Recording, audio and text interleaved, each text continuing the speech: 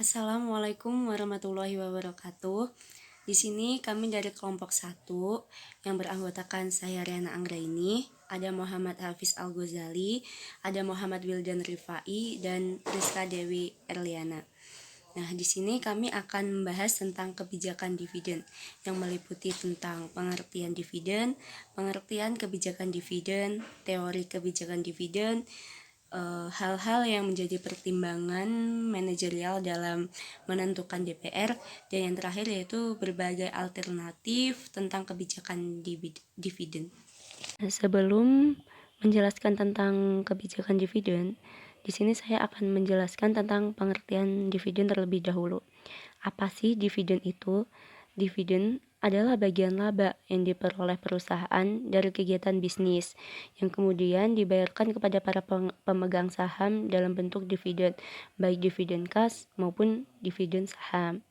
Nah, sedangkan menurut Halim, pengertian dividen adalah suatu bentuk pembagian laba yang diberikan oleh perusahaan selaku penerbit saham kepada para pemegang saham. Jadi dividen itu adalah pembagian laba dari perusahaan ke penerbit saham, seperti itu. Yang selanjutnya yaitu kebijakan dividen. Kebijakan dividen itu adalah kebijakan atau keputusan yang berhubungan dengan berapa jumlah laba yang harus dibayarkan kepada para pemegang saham dan berapa jumlah yang harus ditahan sebagai tambahan modal perusahaan.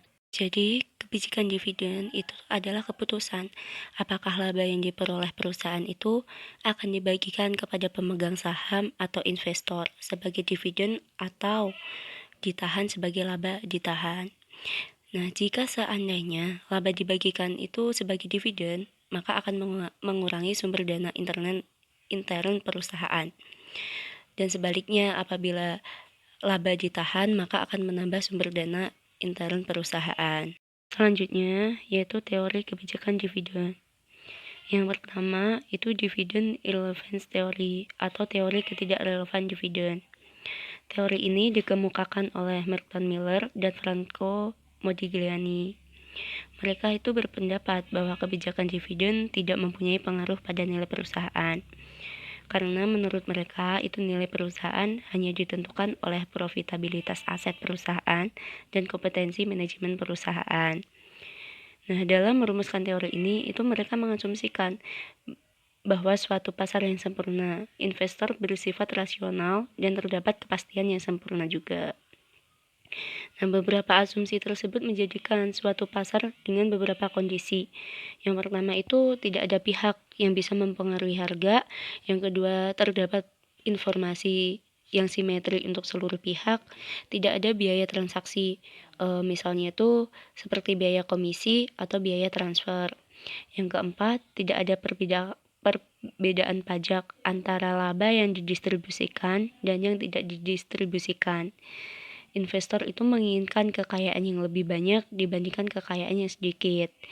Dan investor bersifat indiferen antara dividen dan capital gain. Dan yang terakhir yaitu setiap investor mempunyai kepastian investasi di masa yang akan datang dan atas laba perusahaan di masa depan. Yang kedua yaitu double in the hand theory. Teori ini menyatakan bahwa dividen itu mempunyai tingkat kepastian yang lebih tinggi jika dibandingkan dengan capital gain. Nah, berdasarkan teori ini, itu investor akan lebih memilih dividen yang jauh pasti jumlah nominalnya daripada mengharapkan capital gain yang masih mungkin berfluktuasi. Nah, karena tingkat kepastian dari dividen lebih tinggi dibandingkan dengan capital gain, maka investor itu akan cenderung membeli saham-saham yang akan membagikan dividen. Semakin tinggi jumlah dividen yang dibagikan, maka akan semakin tinggi juga minat investor terhadap saham. Nah, tingginya minat investor tersebut itu akan menyebabkan naiknya harga saham, sehingga harga saham yang terjadi itu akan ditentukan oleh besar kecilnya dividen yang dibagikan. Yang ketiga yaitu tax preference theory. Teori ini menyatakan bahwa seorang investor menghendaki suatu perusahaan untuk menahan laba setelah pajak dan digunakan untuk melakukan pembiayaan investasi daripada dividen dalam bentuk kas. Sehingga perusahaan itu sebaiknya menentukan dividen payout ratio yang rendah atau bahkan tidak membagikan dividen. Karena dividen itu cenderung dikenakan pajak yang lebih tinggi dibandingkan dengan capital gain. Dengan begitu, investor akan meminta tingkat keuntungan yang lebih tinggi untuk saham dengan dividen yield yang lebih tinggi. Nah, dari beberapa penjelasan itu dapat disimpulkan bahwa menurut teori ini tuh kebijakan dividen memiliki pengaruh negatif terhadap harga pasar saham perusahaan. Artinya, semakin banyak jumlah dividen yang dibagikan oleh suatu perusahaan, maka akan semakin rendah harga pasar saham perusahaan tersebut. Yang keempat yaitu signaling theory. Teori ini menyatakan bahwa terdapat ketidakistimewaan informasi yang terjadi antara manajer dan investor. Pada umumnya itu manajer itu memiliki informasi yang lebih baik tentang kegiatan perusahaan yang sekarang dan prospek perusahaan di masa yang akan datang. Sehingga dividen itu bisa menjadi penyampai informasi tentang kinerja keuangan perusahaan dari manajer kepada investor. Jika suatu perusahaan itu mengumumkan dividen yang lebih tinggi daripada yang diantisipasi pasar, maka hal tersebut itu akan diinterpretasikan sebagai sinyal bahwa perusahaan mempunyai prospek kinerja keuangan di masa depan yang lebih baik daripada yang diekspektasikan. Risley, Haley dan Palepu, Aharoni dan Dotan, mereka itu membuktikan bahwa peningkatan dividen akan menyebabkan peningkatan pendapatan perusahaan di masa depan. Nah, dengan adanya sinyal yang baik ini, maka investor akan membeli saham perusahaan tersebut dan akan menyebabkan harga sahamnya naik. Dan sebaliknya, apabila perusahaan mengumumkan dividen yang lebih rendah daripada yang diharapkan, maka hal tersebut akan diinterpretasikan sebagai sinyal yang buruk. Nah, penurunan dividen ini bisa mengindikasikan bahwa pendapatan perusahaan itu di masa depan akan mengecewakan, sehingga menyebabkan investor menjual saham yang mereka miliki dan akan menyebabkan harga saham perusahaan turun. Oke, di sini saya akan melanjutkan penjelasan tentang teori kebijakan dividen. Yang kelima ada residual teori atau teori residual. Yang teori ini menyatakan bahwa pembayaran dividen dilakukan apabila perusahaan itu mempunyai dana sisa setelah melakukan pembiayaan berbagai investasi yang memiliki net present value positif dengan memakai pendapatan perusahaan yang ditahan. Selanjutnya, jika perusahaan tidak mempunyai dana sisa, maka tidak akan ada pembayaran dividen yang wajib dilakukan. Kemudian, keputusan pembiayaan investasi suatu perusahaan itu memakai pendanaan internal. Karena apa? Karena pembiayaan itu lebih disukai oleh perusahaan atau entitas lain daripada pembiayaan eksternal. Selanjutnya, teori ini juga menjelaskan kenapa sih kok suatu perusahaan itu sedang mengalami pertumbuhan cepat, cenderung malah jarang membayarkan dividen, dan mempunyai risiko pembayaran dividen yang lebih rendah daripada perusahaan atau entitas yang pertumbuhannya lambat karena ukurannya sudah besar. Selanjutnya, yang keenam adalah Clinton Effect Theory atau teori efek pelanggan. Teori ini menjelaskan bahwa kebijakan dividen ditujukan untuk dapat memenuhi kebutuhan segmen investor tertentu. Karena suatu perusahaan mempunyai kebijakan dividen yang berbeda-beda tergantung investor dari perusahaan tersebut. Maka dari itu, kenapa teori ini sangat penting? Karena teori ini ditujukan untuk mengetahui eh, apa perusahaan ini layak sih diinvest oleh seorang investor, seberapa layak sih perusahaan ini diinvest seperti itu. Selanjutnya yang ketujuh adalah agensi teori atau teori keagenan.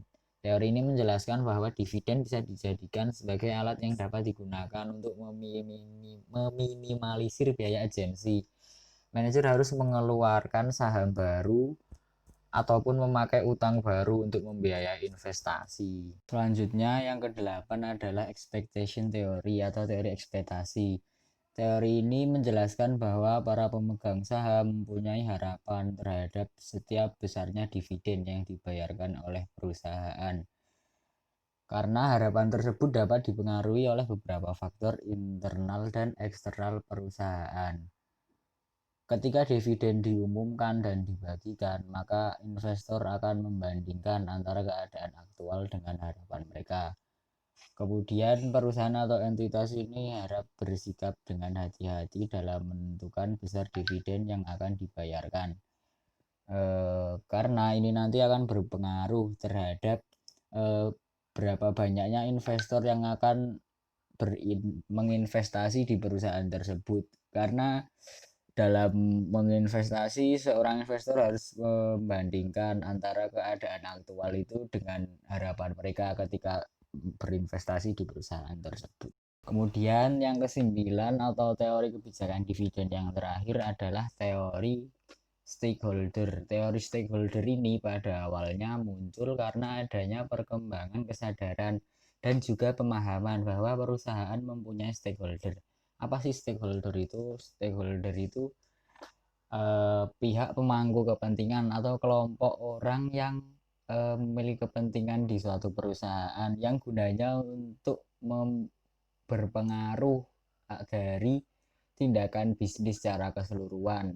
Kemudian stakeholder ini nanti juga dibedakan menjadi stakeholder internal atau stakeholder eksternal.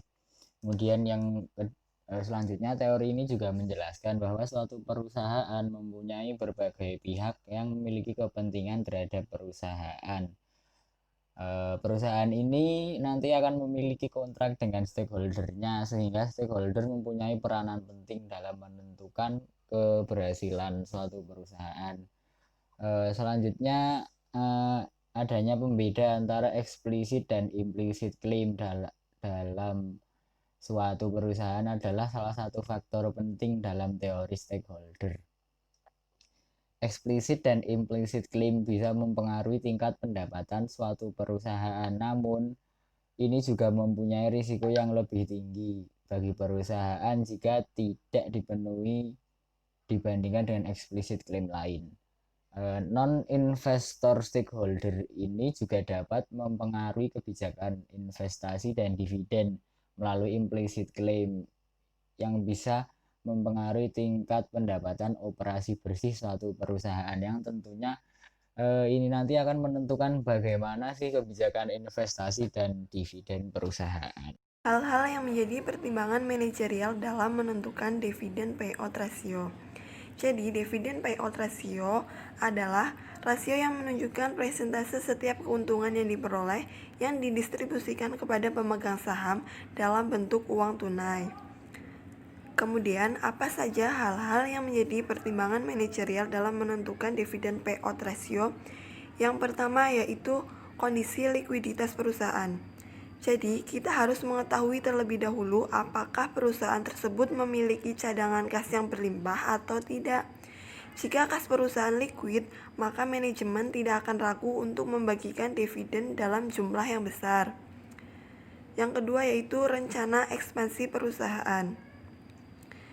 Jadi, sebuah perusahaan itu memiliki rencana belanja modal atau bentuk ekspansi lainnya yang akan dilakukan atau tidak.